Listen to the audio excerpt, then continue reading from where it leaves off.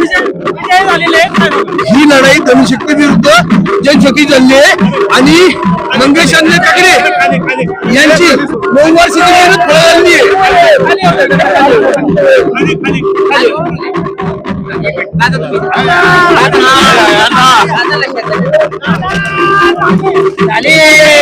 मंगेश अण्णा काकडे खरं तर विजय झालेला. काय सांगाल? खरं तर विरोधकांना चितपट केलेलं आहे आपण. नाही, विरोधकांना चितपट नाही केलं. मतदारांचा हा विजय आहे. मी कुणालाही चितपट नाही केलं.